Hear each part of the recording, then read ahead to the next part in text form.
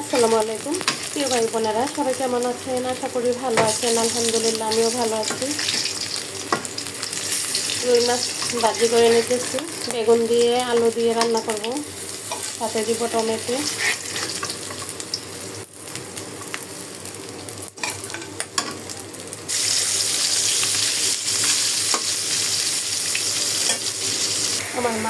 আমার মাছ ভাজাটা হয়ে গেছে। এবার আমি আলু আর বেগুন ভেজে নিই। আসসালামু আলাইকুম প্রিয় ভাই বোনেরা, সবাই কেমন আছেন? আশা করি ভালো আছেন। আলহামদুলিল্লাহ, আমিও ভালো আছি।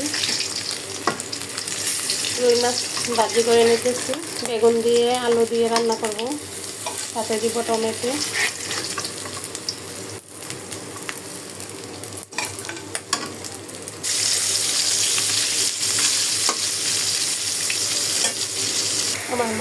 আমার মাছ ভাজাটা হয়ে গেছে। এবার আমি আলু আর বেগুন ভেজে নিই। আসসালামু আলাইকুম প্রিয় ভাই বোনেরা, সবাই কেমন আছেন? আশা করি ভালো আছেন। আলহামদুলিল্লাহ, আমিও ভালো আছি। রুই মাছ ভাজি করে নিতেছি, বেগুন দিয়ে আলু দিয়ে রান্না করব, সাথে দিব টমেটো।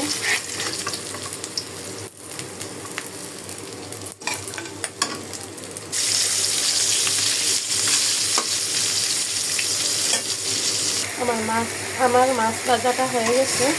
এবার আমি আলু আর বেগুন ভেজে নিই। মাছগুলো ভেজে নামিয়ে ফেললাম। এবার কড়াইতে দিয়ে দিলাম আলু আর বেগুন, সাথে দিয়ে দিলাম লবণ আর হলুদের গুঁড়া। এবার আমি সবজিটা ভেজে তারপরে মশলা দিয়ে দিব। দেখুন, আমি কিন্তু সব মশলা দিয়ে দিলাম। এখন দিয়ে দিব পরিমাণ মতো পানি। এখন আমি মাছগুলা দিয়ে তরকারিটা পাতিলে ঢেলে ফেলবো। এখন আমি দিয়ে দিলাম টমেটো আর সব রকমের মশলা, হলুদ, মরিচ, ধনিয়ার গুঁড়া। টমেটোর টক রান্না করব, সাথে দিব রুই মাছের মাথা। এটা আমি রাইস কুকারে বসাই দিব। আমার রান্না কিন্তু কমপ্লিট হয়ে গেছে। আমি এখানে রুই মাছ দিয়ে আলু বেগুন দিয়ে টমেটো দিয়ে রান্না করলাম, আর টমেটো দিয়ে। আর দেখুন, এখানে দেখা যায় বড়ই দিয়ে পাতলা টক রান্না করলাম।